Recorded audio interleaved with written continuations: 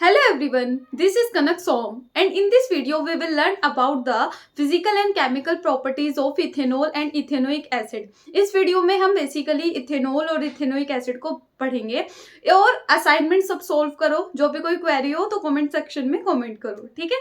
अब हम topic start करते हैं अपना कौन सा, इथेनॉल। सबसे पहले हम इथेनॉल पढ़ेंगे, उसके बाद हम इथेनोइक एसिड और बाकी के फिजिकल एंड केमिकल प्रॉपर्टीज को डिस्कस करेंगे। तो सबसे पहले होता है इथेनॉल है क्या। इथेनॉल को इथाइल अल्कोहल भी कहते हैं, इसका कॉमन नेम है। बाकी इसे लिखा कैसे जाता है, C2H5OH या CH3CH2OH हम इसे बोल सकते हैं।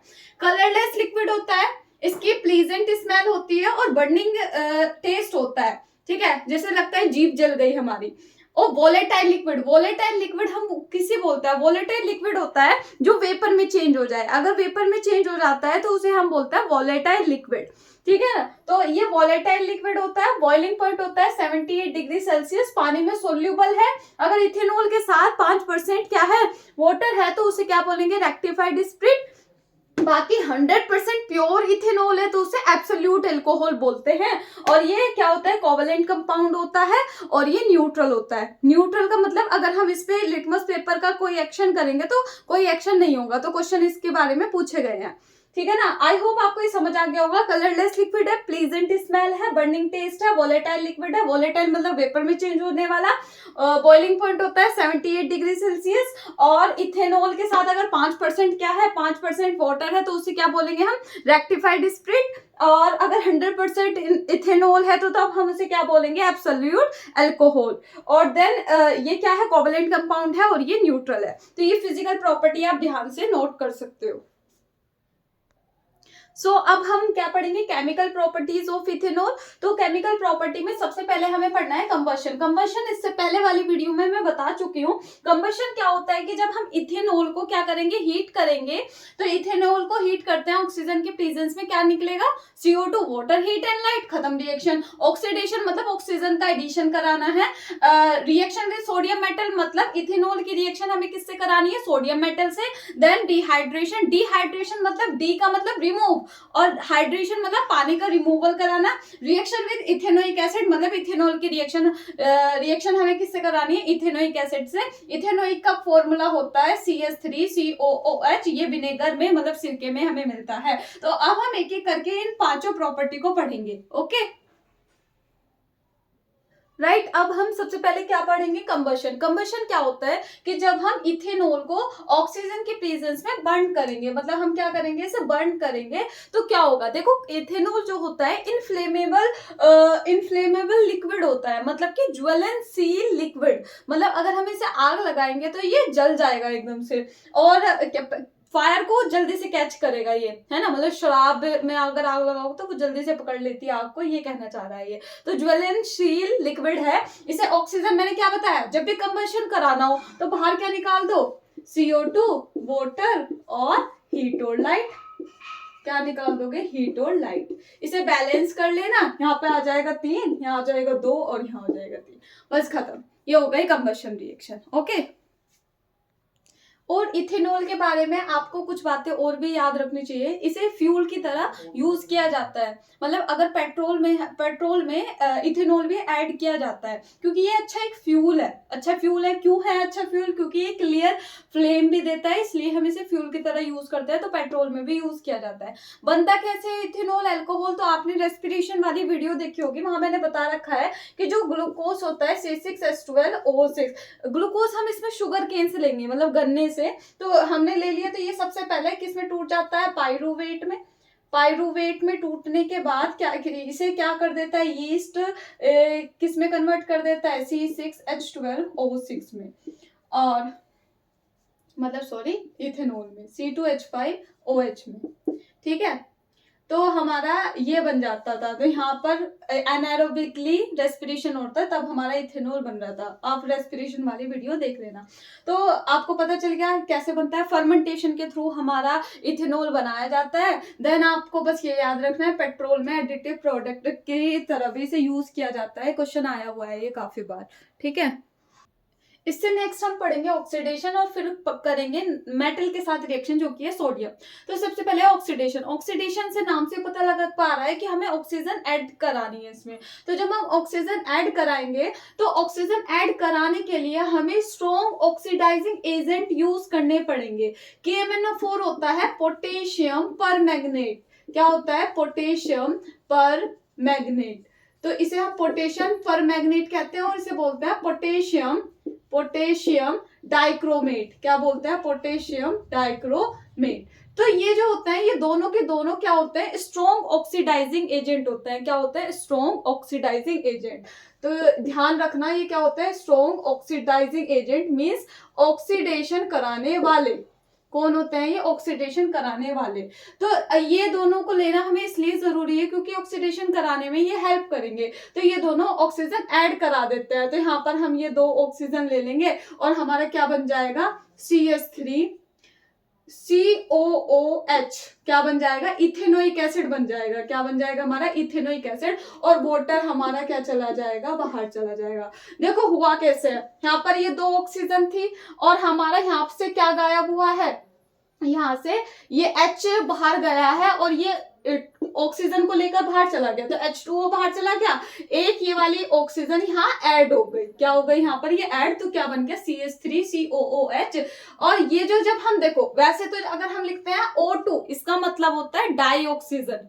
ठीक है। अगर हमने खाली ऑक्सीजन लिखी है तो इसका मतलब होता है नेसेंट ऑक्सीजन। नेसेंट अगर खाली, जैसे मैं H2 लिखूं तो ये तो डाई हाइड्रोजन है, अगर खाली H लिखूं तो ये नेसेंट हाइड्रोजन है। ठीक है ना। तो ये हमने ऑक्सीडेशन करा दिया। तो ऑक्सीडेशन कराने से ही इथेनॉल किस में कन्वर्ट हो गया? इथेनोइक एसिड में। किस में कन्वर्ट हो गया? इथेनोइक एसिड, जो इससे नेक्स्ट हम पढ़ने वाले हैं। इथेनोइक एसिड को हम एसिटिक एसिड भी बोल सकते हैं। क्या बोल सकते हैं? एसिटिक एसिड भी बोल सकते हैं। ठीक है। विनेगर में मिलता है ये। उसके बाद रिएक्शन अगर हम सोडियम मेटल से कराते हैं इसकी, तो जब भी मेटल से ये रिएक्शन करेगा तो मेटल से रिएक्शन करके क्या बाहर जाएगी? हाइड्रोजन गैस बाहर चली जाती है। और हाइड्रोजन गैस बाहर जाने की कैसा साउंड करेगी? ये पॉप साउंड। कैसा साउंड करता है? Pop sound. याद रखना ये बात। कैसा साउंड होता है? पटाखे जैसी आवाज आती है जब भी हाइड्रोजन बाहर जाती है। और हमारा क्या बन जाएगा? हमारा सोल्ट बन जाएगा। ये हम यहाँ पर 2 ले लेंगे, ये भी 2 ले लेंगे, तो क्या बन जाएगा? C2H5ONA। क्या बन गया हमारा? ये क्या बनेगा? ये सोडियम इथोक्साइड। इसका नाम होगा सोडियम इथोक्साइड। तो हम इसे ना इस वाली रिएक्शन को टेस्ट में हमें इथेनॉल दे दिया कलरलेस लिक्विड, तो हमसे बोला कि हमें ये बताओ कि ये इथेनॉल है। तो क्या करोगे आप उसमें सोडियम मेटल डाल दोगे। तो जब आप सोडियम मेटल डाल दोगे, अगर उसमें से हाइड्रोजन गैस निकल रही होगी, उसकी पहचान क्या है? पॉप साउंड हो रहा होगा। तो इसका मतलब क्या है? कि वो इथेनॉल है, अदरवाइज वो इथेनॉल नहीं है। तो इसका हम टेस्ट भी इस रिएक्शन से कर सकते हैं। आई होप आपको ये समझ आ गई होगी रिएक्शन। अब इससे लास्ट हम पढ़ेंगे डिहाइड्रेशन, देन हमारी इथेनोइक एसिड के साथ रिएक्शन। सो फर्स्ट इससे नेक्स्ट है डिहाइड्रेशन, देन है रिएक्शन विद इथेनोइक एसिड। तो सबसे पहले डिहाइड्रेशन करेंगे। डिहाइड्रेशन, पानी को रिमूव कर दो। डी मतलब रिमूव करना, हाइड्रेशन मतलब वाटर। किसको रिमूव करना है? पानी को रिमूव करना है। तो हम क्या करेंगे? देखो पानी रिमूव करने के लिए OH बाहर निकाल दो और इससे H बाहर निकाल दो। तो हमने पानी तो बाहर निकाल दिया और यहाँ पर कितने रह गए? CH2 रह गया और यहाँ पर भी CH2 रह गया। अब इन दोनों की वैलेंसी कंप्लीट करने के लिए हम क्या करेंगे? बॉन्ड लगा देंगे 2, तो पूरी हो गई।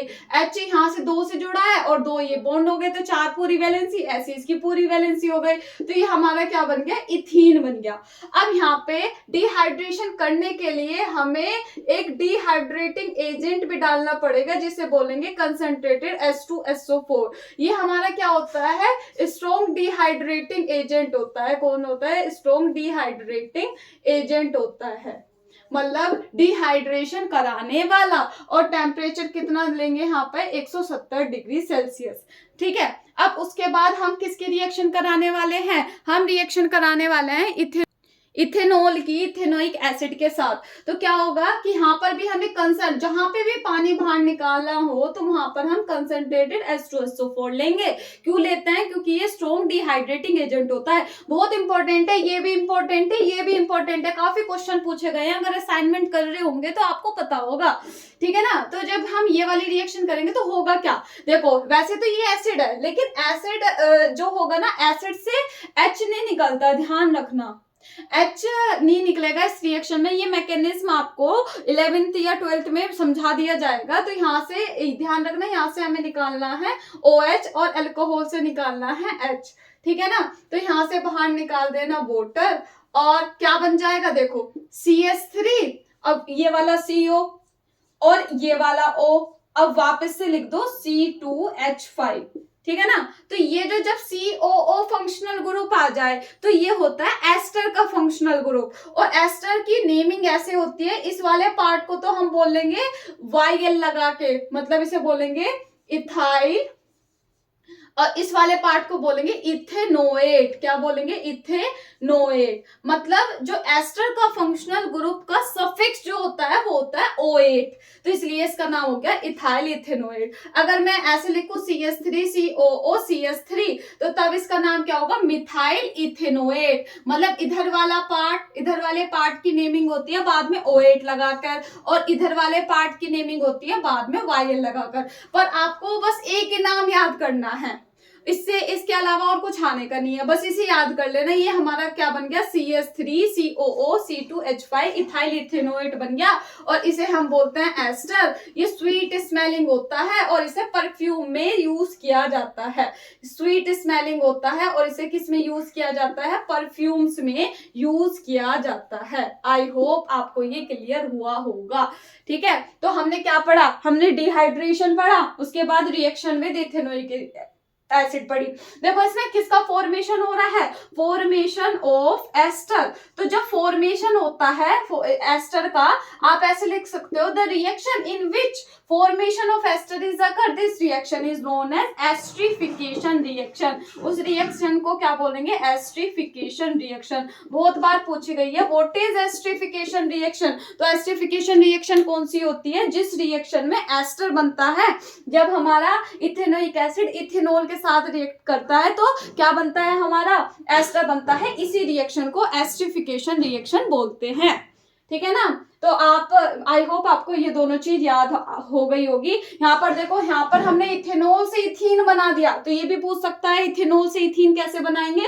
उसमें कंसंट्रेटेड H2SO4 डाल दो और उसे आग लगा दो, कितने टेम्परेचर पे? 170 डिग्री सेल्सियस पे, तो आपको इथीन मिल जाएगी। आई होप आपको ये क्लियर हुआ होगा। अब आप मुझे कमेंट में बताना इथेनॉल कैसा है, मतलब कलरलेस है, किस तरह का इथेनॉल है, उसकी फिजिकल प्रॉपर्टी फटाफट कमेंट सेक्शन में बता देना। और व्हाट इज एस्ट्रिफिकेशन रिएक्शन, और कंसंट्रेटेड H2SO4 का रिएक्शन में काम क्या होता है, तो ये मुझे आप कमेंट सेक्शन में बताना, ठीक है ना। और इसके बाद हम एक और चीज पढ़ने वाले हैं, डीनेचर्ड अल्कोहल। सो देखो, मिथेनॉल जो होता है ना, मिथेनॉल हमारी ऑप्टिक नर्व जो होती है उनको डैमेज करके परमानेंट ब्लाइंडनेस दे सकता है। तो कभी भी जो ड्रिंक करने वाले हैं तो उनको मिथेनॉल तो पीनी ही नहीं चाहिए। अगर उन्होंने पी ली तो उनका ऑप्टिक नर्व सारे डैमेज हो जाएंगे, और क्या हो जाएगा? ब्लाइंडनेस, परमानेंट ब्लाइंडनेस, ब्लाइंड हो सकता है वो पर्सन।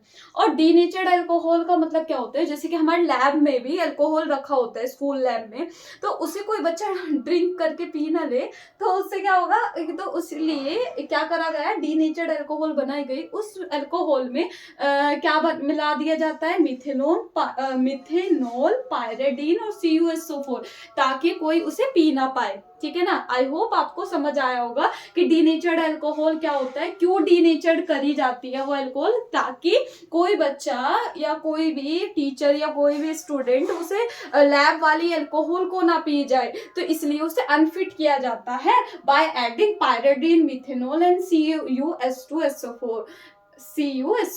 आई होप आपको क्लियर हुआ होगा। अब हम पढ़ेंगे इथेनोइक एसिड की फिजिकल प्रॉपर्टी। इथेनोइक एसिड को एसिटिक एसिड भी बोलते हैं। इसका फॉर्मूला होता है CH3COOH।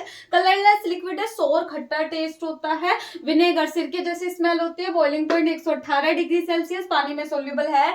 लिटमस पे कैसा एक्शन होगा? एसिड है। एसिड क्या करते हैं? ब्लू लिटमस को क्या कर देंगे? ब्लू लिटमस को किस में चेंज कर देंगे? रेड लिटमस में चेंज कर देंगे। फिजिकल प्रॉपर्टी खत्म।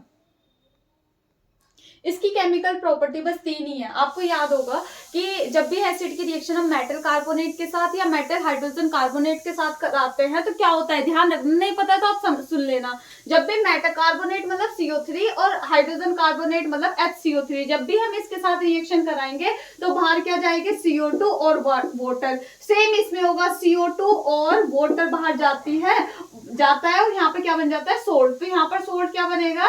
CH3COONA मतलब सोल्ट बन गया। ये सोडियम एसीटेट क्या बन गया? सोडियम एसीटेट सोल्ट बन गया। एसीटेट सोल्ट बन गया। यहाँ पर भी हमारा क्या बन जाएगा? सोडियम एसीटेट सोल्ट ही बन जाएगा और CO2 बाहर, H2O बाहर। ठीक है ना? तो याद रखना बस यही बात। और यहाँ पर क्या कर लेंगे? 2 और यहाँ पर भी क्या हो जाएगा? 2 हो जाएगा। बाकी ठीक है, ठीक है, बैलेंस कर लेना अपने आप। अब देखो ये तो होता है सोडियम कार्बोनेट, इसका नाम होता है सोडियम हाइड्रोजन कार्बोनेट। दूसरा नाम होता है सोडियम बाइकार्बोनेट। तीसरा नाम होता है बेकिंग सोडा। आई होप याद रखोगे। Sodium hydrogen carbonate, sodium bicarbonate, sodium hydrogen carbonate. ठीक है ना? याद रखना। और जब भी हम एसिड की रिएक्शन किसी भी मेटल कार्बोनेट के साथ या मेटल हाइड्रोजन कार्बोनेट के साथ कराते हैं तो क्या बन जाता है? सोल्ट, CO2 बाहर चली जाती है और वाटर बाहर चला जाता है। आई होप ये समझ आ गया होगा। और CO2 निकलने की 3 बात याद रख लेना। एक तो ये इफरवेरेंस को प्रोड्यूस करता है। दूसरा, लाइम वाटर को क्या कर देगा? लाइम वाटर को मिल्की कर देता है। तीसरी बात ये आप क्या याद रखोगे? ये एक्सटिंग्विश कर देता है बर्निंग फायर को। एक्सटिंग्विश बर्निंग फायर मतलब बर्निंग फायर को क्या कर देगा? ये एक्सटिंग्विश कर देगा मतलब बुझा देगा। 3 बात क्या क्या याद रखनी है कि CO2 क्या क्या करता है? ब्रिक इफरवेरेंस होती है, मतलब जैसे कोल्ड ड्रिंक की बोतल को हम खोलते हैं जैसी आवाज आती है ऐसे ही CO2 में से आवाज आती है। तो और ये क्योंकि उसमें से भी CO2 निकल रही होती है तो इसलिए वहां पर ऐसी आवाज आती है, तो उस आवाज को हम ब्रिक इफरवेरेंस बोलते हैं। तो CO2 की पहचान है इफरवेरेंस, जैसी आवाज आना, और लाइम वाटर को मिल्की कर देता है, और एक्सटिंग्विश का होता है बुझा देता है आग को। अगर कहीं आग जली हुई है, CO2 आप वहां पर ले आओगे तो वहां की आग बुझ जाएगी। तो आई होप आपको ये समझ आ गया होगा। ये जो बेकिंग सोडा होता है ये भी आपको बुझा देता है। तो एक्सटिंग्विश बर्निंग फायर में याद रखना, ये बेकिंग सोडा भी उसको बुझा देता है। और बाकी CO2 के लिए 3 बात आपको याद रखनी है। और अगर आपको दिया इथेनोइक एसिड दिया, कलरलेस है, तो आपसे पूछे कि बताओ मुझे कि ये इथेनोइक एसिड है या नहीं, तो आप उसमें टेस्ट करने के लिए क्या करोगे? उसकी रिएक्शन मेटल कार्बोनेट के साथ या मेटल हाइड्रोजन कार्बोनेट के साथ करा दोगे। अगर उसमें से CO2 निकल रही होगी तो आप कह सकते हो कि ये इथेनोइक एसिड है, अदरवाइज नहीं। तो इसलिए इसे टेस्ट किया जाता है ये वाली रिएक्शन करके। याद रखना ध्यान से कि उसकी मेटल कार्बोनेट के साथ रिएक्शन करा देंगे, CO2 अगर निकलेगी तो वो इथेनोइक एसिड है, अदरवाइज नहीं है। अब इसकी रिएक्शन किसके साथ कराएंगे हम? NaOH। जब भी एसिड की रिएक्शन बेस के साथ कराते हैं तो क्या बाहर जाता है? वाटर बाहर जाता है और हमारा सोल्ट बन जाएगा CH3COONA। और ये रिएक्शन अभी हम बिल्कुल सेम टू सेम अभी करके आए हैं। आपको पता है जब भी हम रिएक्शन किसके कराएंगे? इथेनोइक एसिड की रिएक्शन किससे कराएंगे? इथेनॉल से कराएंगे। तो क्या होगा? हमारा एस्टर का फॉर्मेशन होगा। अभी मैंने आपको ये रिएक्शन कराई थी, एस्टर का फॉर्मेशन होगा, वाटर बाहर चला जाएगा, यहाँ पे कंसेंट्रेटेड H2SO4 हम ले लेते और ये क्या बन गया? हमारा इथाइल इथेनोएट। और ये एस्टर है, स्वीट स्मेलिंग है, एस्टर बन रहा है, इसलिए इस रिएक्शन को एस्टरिफिकेशन कहा जाता है। देखो लास्ट है सिर्फ हाइड्रोलिसिस करना है हमें किसे? एस्टर का। हाइड्रोलिसिस मतलब ब्रेक डाउन, इसे तोड़ दो। एस्टर को आपको तोड़ना है तो किसके साथ तोड़ रहे हो आप? सोडियम हाइड्रोक्साइड के प्रेजेंस में तोड़ रहे हो, मतलब बेस के प्रेजेंस में उसको तोड़ रहे हो। तो क्या होगा? ये CH3COO तो सोडियम के साथ चला जाएगा, क्या बन जाएगा? CH3COONA, सोडियम एसीटेट बन गया। या हम बोल सकते हैं sodium salt of carboxylic acid. क्या बोल सकते हैं इसे? Sodium salt of carboxylic acid. Carboxylic acid, या फिर इसे हम सोडियम एसिटेट भी बोल सकते हैं। और बाहर क्या चला जाएगा, C2H5OH, ये आप पता है क्या है, ये इथेनॉल है। क्या है ये, इथेनॉल। तो इस रिएक्शन को ही ना एल्केलाइन, एल्केलाइन वर्ड किसके लिए बोल रहे हैं, NaOH के लिए। तो alkaline hydrolysis of ester is known as saponification, मतलब सोप बनने वाली प्रक्रिया को ही हम क्या बोलते हैं, मतलब ये इससे क्या बन जाएगी, सोप बन जाएगी। अगर हम लॉन्ग चेन ले लेना इसकी तो सोप बन जाएगी। तो इसी रिएक्शन को हम सपोनिफिकेशन रिएक्शन कहते हैं। अगर हम इसका किसका हाइड्रोलिसिस कर दें, इसका हाइड्रोलिसिस मतलब ब्रेकडाउन किसके साथ करना है, एल्कली के साथ करना है, बेस के साथ करना है। दैट्स व्हाई इसको हमने क्या बोला, सपोनिफिकेशन रिएक्शन बोला। इसके बाद ही सोप एंड डिटर्जेंट स्टार्ट हो जाता है। अगर आपको उस पर वीडियो चाहिए तो आप मुझे बता देना। अच्छा ये दिख नहीं रहा, तो यहाँ पे लिख दो क्या बाहर निकल गया, C2H5OH बाहर चला गया, मतलब इथेनॉल हमारा बाहर चला गया। ठीक है ना, कोई दिक्कत हो मुझे बताना। और मुझे बताना टेस्ट कैसे करेंगे। दो आपके पास टेस्ट ट्यूब है, एक टेस्ट ट्यूब में इथेनॉल है, दूसरे में इथेनोइक एसिड है। तो आप मुझे बताओ कैसे टेस्ट करोगे तुम कि किसमें इथेनोइक एसिड है या किसमें इथेनॉल है। ठीक है ना, इसके बारे में मुझे कमेंट सेक्शन में बताना। और प्लीज शेयर कर दिया करो वीडियोस, बाकी अपने फ्रेंड्स में शेयर कर दो प्लीज। और पूरी वीडियोस देख लेना, पता नहीं देखोगे या नहीं, बता देना मुझे, तुम्हारे कमेंट से पता लगता है तो मेरी वीडियोस देख रहे हो। और असाइनमेंट कर लेना भाई, ठीक है। और बाकी कोई दिक्कत हो तो बता देना। Thank you.